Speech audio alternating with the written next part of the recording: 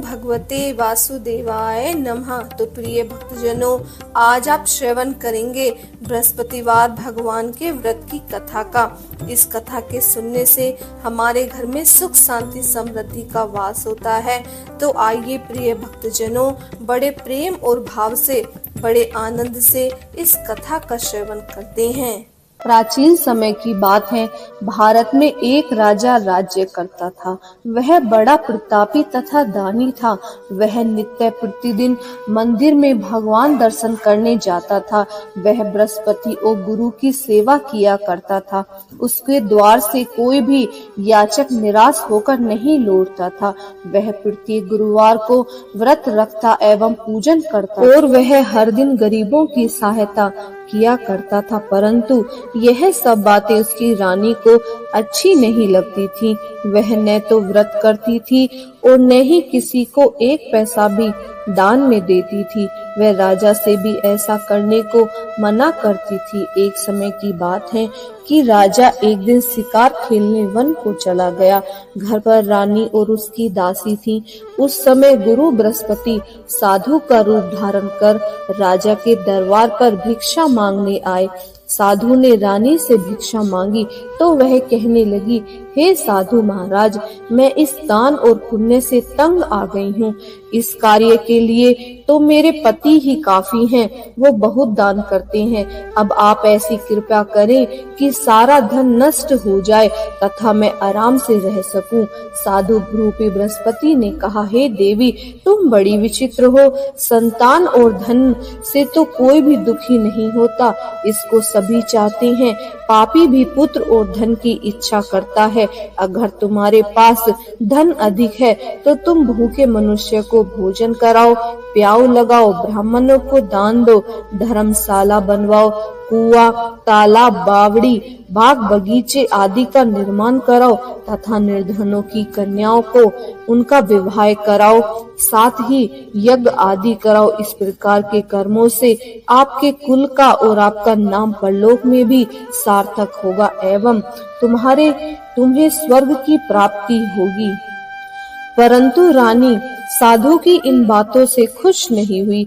उसने कहा, हे साधु महाराज, मुझे ऐसे धन की आवश्यकता नहीं जिसको मैं अन्य लोगों में दान देती फिरूं तथा जिसको रखने और संभालने में मेरा सारा समय नष्ट हो जाए। साधु ने कहा, हे देवी, यदि तुम्हें ऐसी इच्छा है तो जैसा मैं तुम्हें बताता हूँ तुम वैसा ही करना।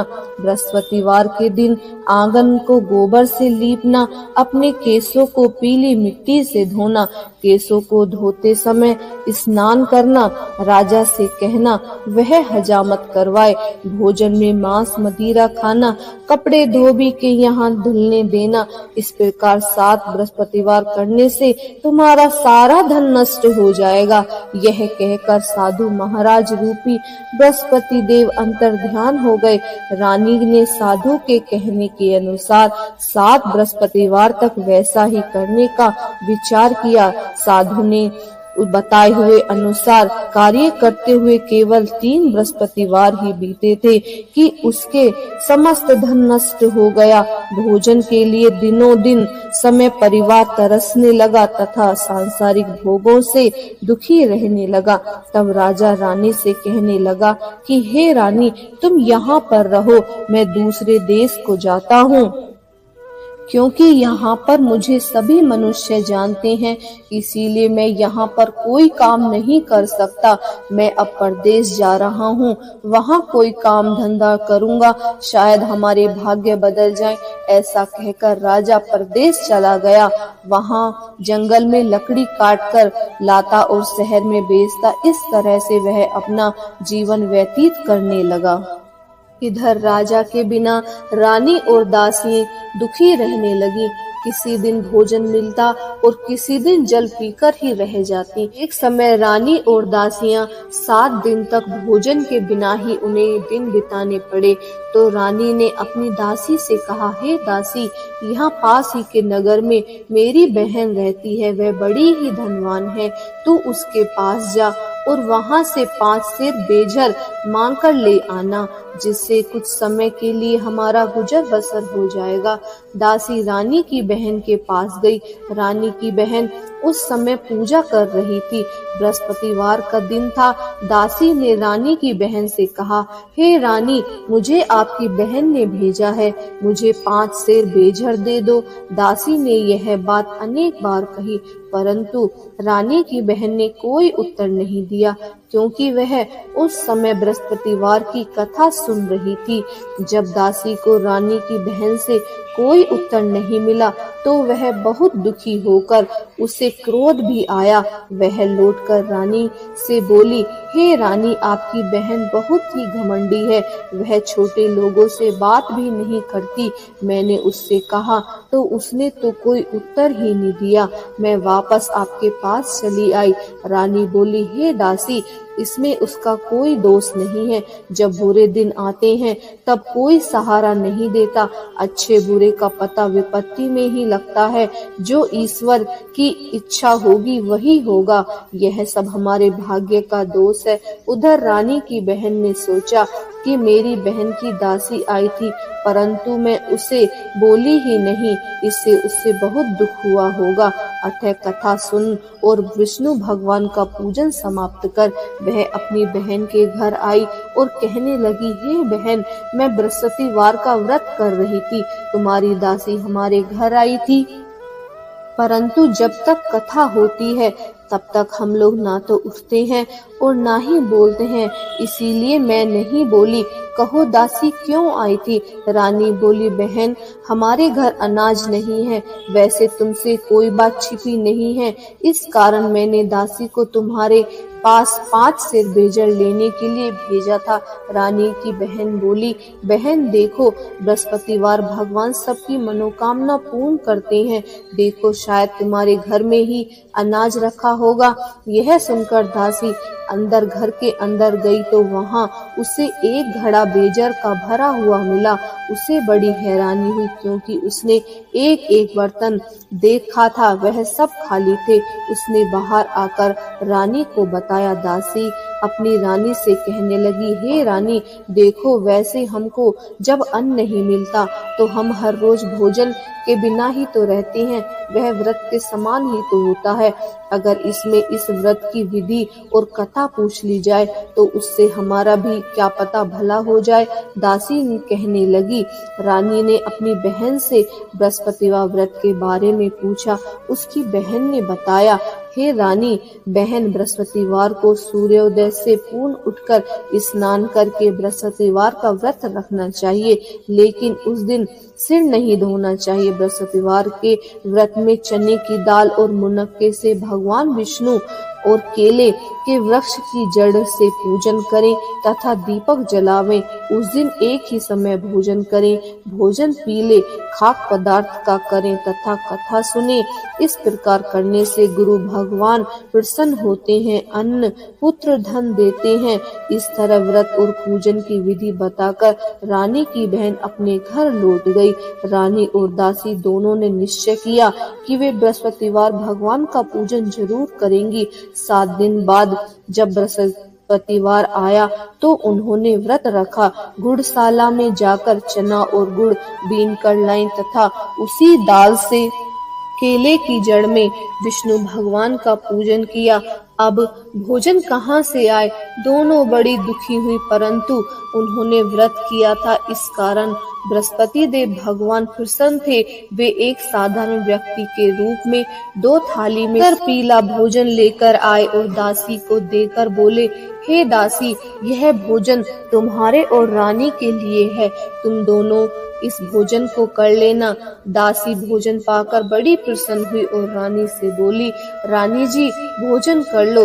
रानी को भोजन आने के बारे में कुछ भी पता नहीं था, इसलिए वह बोली दासी से, तू ही कर ले जा भोजन, क्यों तू हमारी व्यर्थ में हंसी उड़ाती है। दासी बोली, एक व्यक्ति अभी भोजन दे गया है।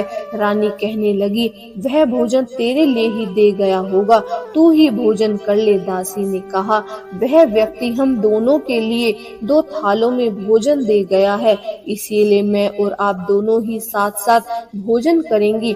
फिर दोनों ने गुरु भगवान को नमस्कार कर भोजन प्रारंभ किया। उसके बाद से वे प्रत्येक बृहस्पतिवार को गुरु भगवान का व्रत और पूजन करने लगी। बृहस्पतिवार भगवान की कृपा से उनके पास धन हो गया, परंतु रानी फिर पहले की तरह से आलस्य करने लगी। तब दासी बोली, देखो रानी, तुम पहले भी इस प्रकार आलस्य करती थी, तुम्हारे धन के रखने में कष्ट होता था, इस कारण सभी धन नष्ट हो गया। अब गुरु भगवान की कृपा से धन मिला है तो फिर से तुम्हें आलस होता है। बड़ी मुसीबतों के बाद हमारे यहाँ धन आया है, इसीलिए हमें दान पुण्य करना चाहिए।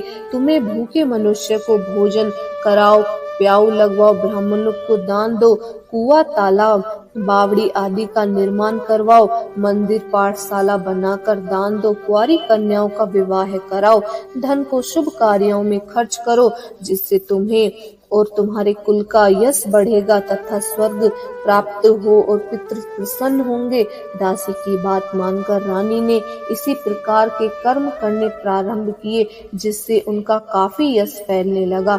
एक दिन रानी और दासी आपस में विचार करने लगी कि न जाने राजा किस दशा में होंगे, उनकी कोई खोज खबर भी नहीं है। गुरु भगवान से उन्होंने प्रार्थना की और भगवान ने रात्रि में राजा को स्वप्न में कहा, हे राजा, उठ, तेरी रानी तुझे याद करती है, अब अपने देश को लौट जा। राजा प्रातःकाल उठकर जंगल में लकड़ियां काटकर लाने के लिए जंगल की ओर चल पड़ा। जंगल से गुजरते हुए वह सोचने लगा कि रानी की गलती से हमारे कितने दुख हमें भोगने पड़े। राजपाट छोड़कर उसे जंगल में आकर रहना पड़ा। जंगल से लकड़ियां काटकर उन्हें बेचकर गुजारा करना पड़ा। उसी समय उस जंगल में बृहस्पति देव एक साधु का रूप धारण कर आए और राजा के पास आकर बोले, हे लकड़हारे, तुम इस सुनसान जंगल में किस चिंता में बैठे हो, मुझे बताओ। यह सुनकर राजा के नेत्रों में जल भर आया और साधु की वंदना कर बोला, हे प्रभु, आप सब कुछ जानने वाले हैं। इतना कहकर राजा ने साधु को अपनी संपूर्ण कहानी सुना दी। महात्मा तो स्वभाव के ही दयालु होते हैं। वे राजा से बोले, हे राजा, तुम्हारी पत्नी ने बृहस्पतिवार देव के प्रति अपराध किया था, जिसके कारण तुम्हारी यह दशा हुई। अब तुम किसी प्रकार की चिंता मत करो, भगवान तुम्हें पहले से अधिक धन देंगे। देखो, तुम्हारी पत्नी ने बृहस्पतिवार का व्रत करना आरंभ कर दिया है। अब तुम भी बृहस्पतिवार का व्रत करके चने की दाल व गुड़ और जल को लोटे में डालकर केले के पत्तों से भगवान विष्णु का पूजन करो। फिर कथा कहो या सुनो, भगवान तुम्हारी सब मनोकामनाओं को पूर्ण करेंगे। साधु को प्रसन्न देखकर राजा बोला, हे प्रभु, मुझे लकड़ी बेचकर इतना पैसा भी नहीं बचता जिससे भोजन करने के उपरांत कुछ बचा सकूं। मैंने रात्रि में अपनी रानी को व्याकुल देखा। हे, मेरे पास कोई धन नहीं, इससे समाचार जान सकूं। फिर मैं बृहस्पतिवार की कौन सी कहानी कहूँ या सुनूं, मुझे तो कुछ भी मालूम नहीं है। साधु ने कहा, हे राजा, तुम किसी बात की चिंता मत करो। बृहस्पतिवार के दिन तुम रोजाना की तरह लकड़ियां लेकर शहर में जाओ। तुम्हें दुगना, रोज के से ज्यादा दुगना धन प्राप्त होगा, जिससे तुम भली भांति भोजन कर लोगे तथा बृहस्पति देव की पूजा का सामान भी आ जाएगा। बृहस्पति देव की कथा इस प्रकार है, आइए सुनते हैं। प्राचीन काल में एक बहुत ही धनवान ब्राह्मण था।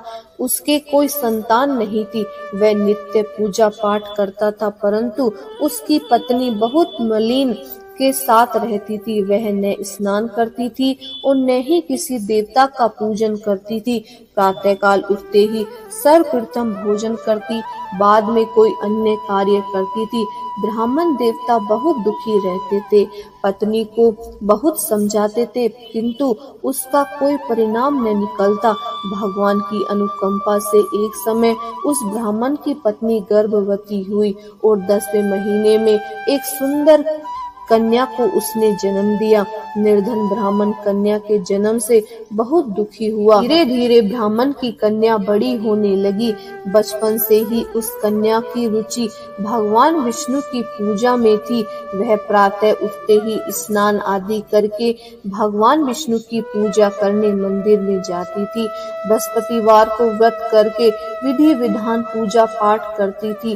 पूजा पाठ के बाद वह पढ़ने के लिए पाठशाला में जाती थी। घर में चलते हुए वह मुट्ठी भर जौ साथ लेकर जाती और पाठशाला के रास्ते में थोड़े थोड़े जौ गिराती जाती थी। वह जब पाठशाला से घर लौटती तो जौ के वह दाने सोने में बदले हुए मिलते थे।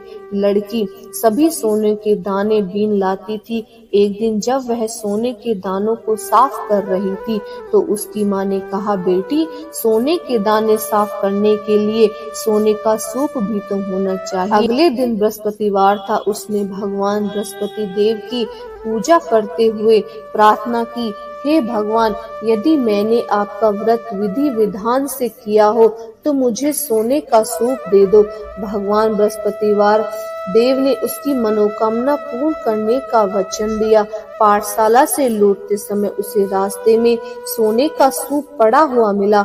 घर लौटकर सोने का सूप अपनी माँ को दिखाकर वह सोने के दाने साफ करने लगी। उसी समय नगर का राजकुमार उसके घर के पास से गुजर रहा था।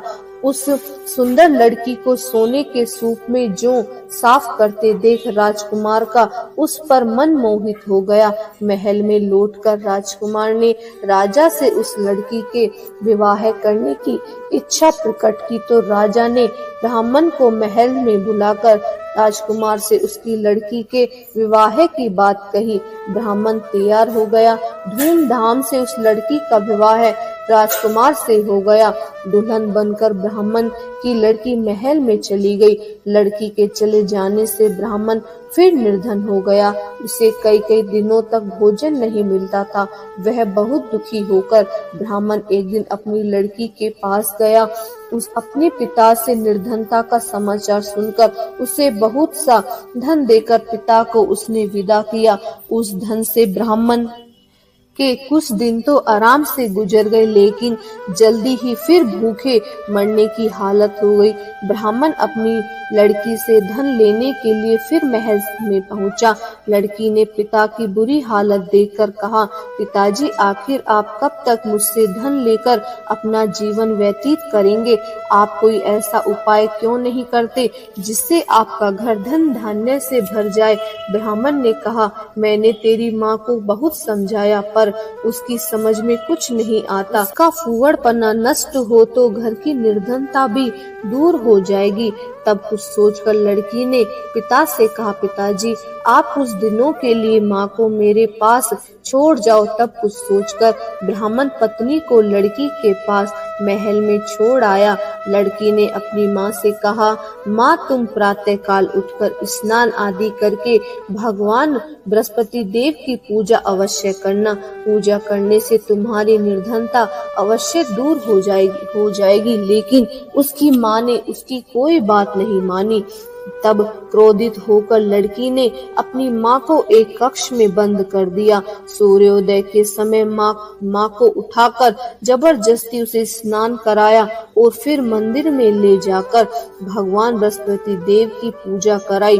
कुछ दिनों तक ऐसा करने से माँ की बुद्धि में परिवर्तन हुआ और वह स्वयं बृहस्पतिवार का व्रत रखने लगी। उसके व्रत रखने से ब्राह्मण के घर में भगवान विष्णु की अनुकंपा से धन की वर्षा होने लगी। दोनों पति पत्नी धन संपत्ति पाकर आनंदित पूर्वक जीवन व्यापन करते हुए विष्णु धाम को चले गए।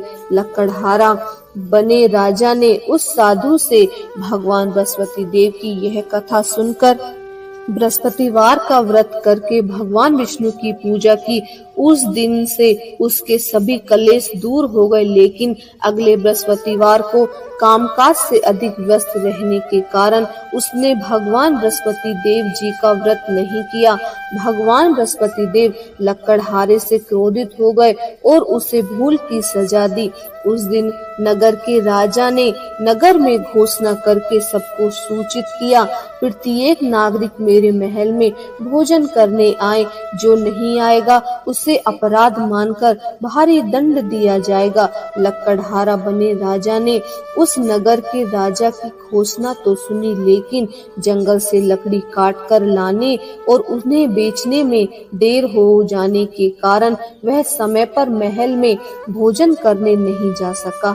अतः राजा के सैनिक लकड़हारे को पकड़कर महल में ले आए। राजा ने उसे महल में एक कक्ष में बैठाकर भोजन कराया। उस कक्ष में एक खूंटी पर रानी का सोने का हार लटका हुआ था। लकड़हारा अकेला उस कक्ष में भोजन कर रहा था। तभी उसने एक आश्चर्यजनक घटना घटती हुई देखी। देखते ही देखते वह खूंटी हार को निगल गई। थोड़ी देर के बाद राजा ने हार को गायब देखा तो लकड़हारे को कारावास में डलवा दिया। लकड़हारा मन ही मन अपने भाग्य को कोसने लगा। तभी उसे जंगल में मिले साधु का स्मरण हो आया। थोड़ी देर में भगवान बृहस्पति देव सन्यासी के रूप में उसके सामने प्रकट हुए और कहा, हे लकड़हारे, तूने भगवान बृहस्पति देव की पूजा नहीं की, इसी कारण तुम्हें कष्ट हुआ है। लेकिन अब तुम चिंता मत करो, बृहस्पतिवार के दिन कारागार के दरवाजे पर तुम्हें कुछ पैसे पड़े मिलेंगे। उन पैसों से भगवान बृहस्पति देव का व्रत करके उनकी पूजा करोगे तो तुम्हारे सब दुख नष्ट हो जाएंगे।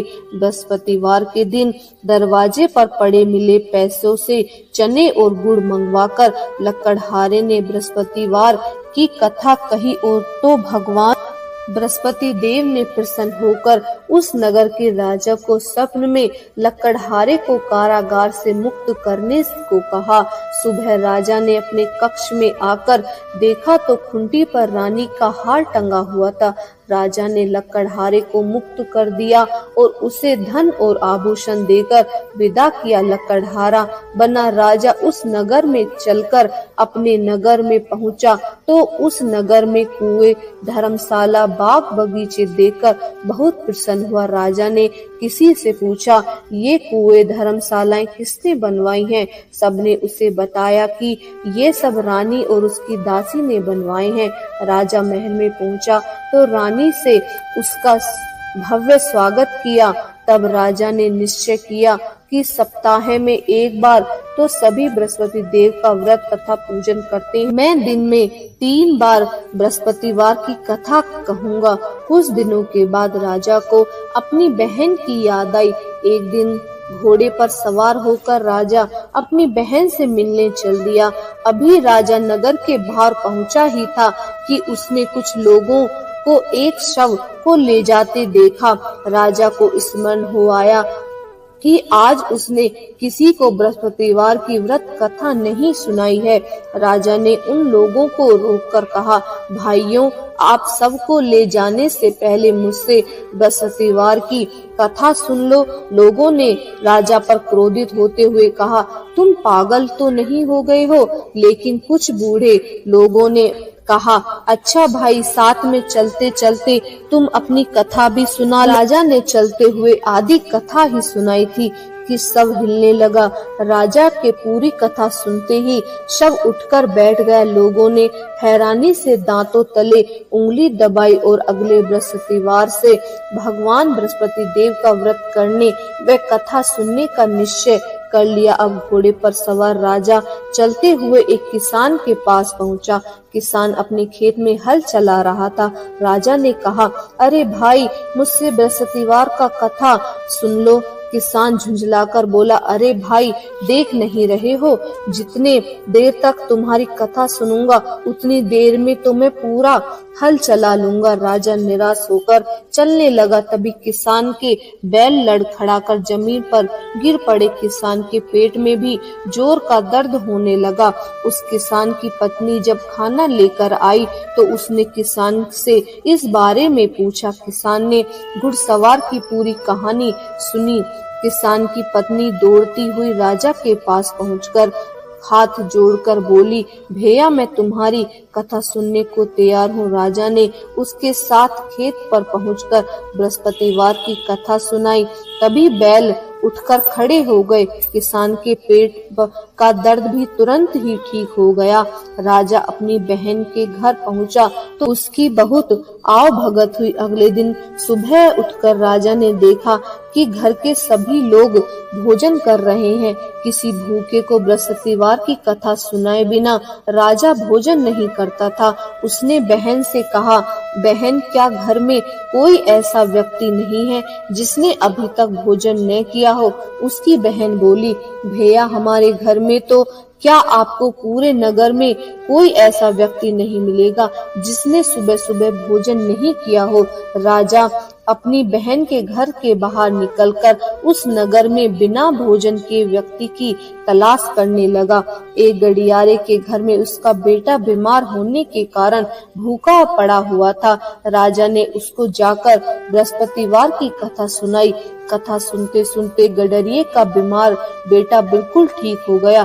सबने राजा को बहुत प्रशंसा की। एक दिन राजा ने अपनी बहन से कहा, बहन, अब हम अपने घर जाना चाहते हैं, तुम भी हमारे साथ चलो, कुछ दिन वहाँ रहकर लौट आना। राजा की बहन ने अपनी सास से पूछा तो सास ने ताने देते हुए कहा, बहू, मैके जाना हो तो तू अकेली ही जाना, मेरे पोते को नहीं लेकर जाना, तुम्हारे भाई को कोई संतान नहीं है, कहीं तुम्हारी भाभी मेरे पोते पर कोई जादू टोना न कर दे। दूसरे कक्ष में बहन की सास की बातें सुनकर राजा दुखी मन से अकेला ही अपने नगर को लौट गया। रानी ने राजा से कहा, आप तो अपनी बहन को साथ लेने की बात कहकर गए थे, फिर बहन को क्यों नहीं लाए? तब राजा ने दुखी होते हुए कहा, रानी, हम निसंतान हैं, इसीलिए कोई हमारे घर आना पसंद नहीं करता। रानी ने राजा को समझाया, हे प्राणनाथ, हमें बृहस्पति देव ने सब कुछ दिया है, अब भगवान बृहस्पति देव हमें संतान भी अवश्य देंगे। बृहस्पतिवार को विधिवत व्रत करते हुए राजा रानी ने भगवान बृहस्पति देव से संतान के लिए प्रार्थना की। कुछ दिनों के बाद उन्हें स्वप्न में दर्शन देते हुए कहा, हे राजन, तेरी मनोकामना अवश्य पूरी होगी। एक सप्ताह बाद रानी गर्भवती हो गई। 10वें महीने में रानी के एक सुंदर पुत्र को जन्म दिया। राजा रानी जीवन पर्याप्त बृहस्पतिवार का व्रत करते रहे। उसके घर में धन की वर्षा होती रही।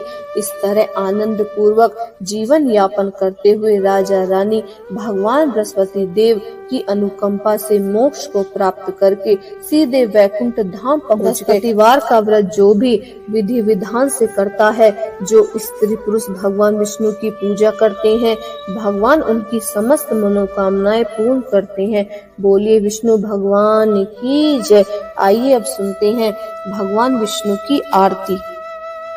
ओम जय जगदीश हरे, स्वामी जय जगदीश हरे, भक्ति जनों के संकट, दास जनों के संकट क्षण में दूर करे। ओम जय जगदीश हरे, जो ध्यावे फल पावे, दुख विन से मन का, स्वामी दुख विन से मन का, सुख संपत्ति घर आवे, सुख संपत्ति घर आवे, कष्ट मिटे तन का।